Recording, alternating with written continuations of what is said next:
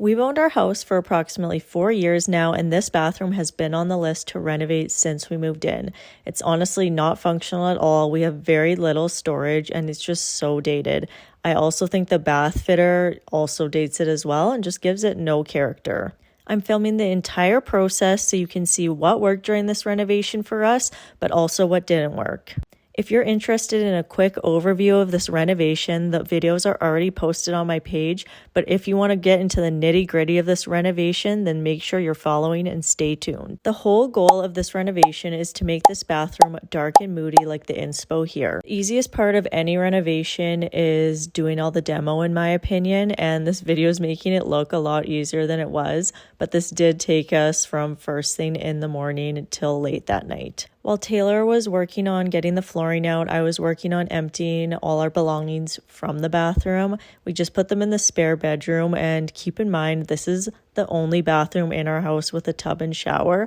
So we really want to try to get this renovation done as quick as possible and at least get that tub back in. Every time we start a new renovation, I always wish we bought the proper PPE, and that's the case for this renovation as well. We didn't buy the proper mask, and I think that's a really big one that you should definitely invest in. Next, I took on taking apart the plumbing for the sink here. So you want to make sure you cut the outside caulking there so that you can get the sink out. Then you're going to go under there, turn your water off completely so that when you undo that, no water is going to come out. And I also recommend going and getting a bowl so that when you take those two little pipes off there, you can catch the water in the bowl you bring up. Then just start working on taking everything apart here. I ended up bringing a mop bucket up and it was way too big to fit under the sink, and I was too lazy to go grab a bowl, but honestly, go grab a bowl. It's worth it. I wanted to film this process of me taking the plumbing apart under the sink just because it's such an easy process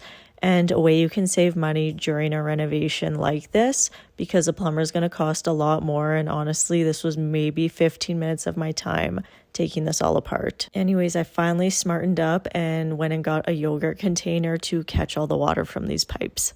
I just don't have the strength that Taylor has, so I was taking apart things that I knew I could do on my own. I thought tackling the mirror was another good thing for me to work on.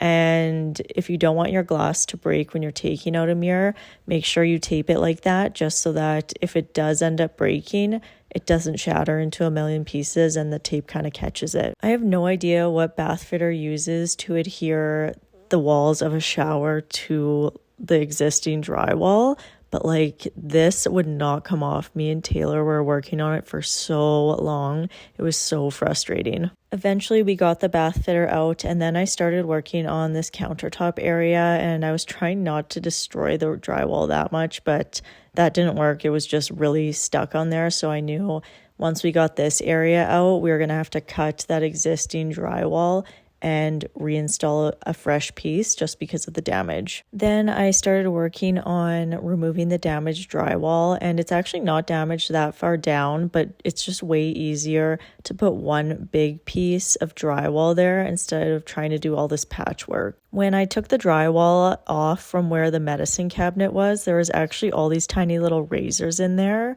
which I thought was really interesting, and it's just a cool piece of history that people used to do this. Then, as expected, we started taking the hardy board off from where the bath fitter was, just because that was really damaged and was going to have to be replaced anyways. Thankfully, that was a lot easier than actually getting that bath fitter out of there. Demo day is completely done. We're so proud of all the work we've done, and we're really excited to show you guys the whole process of this renovation. So make sure you hit that follow button, subscribe, and I will see you next week with part 2 of our bathroom renovation.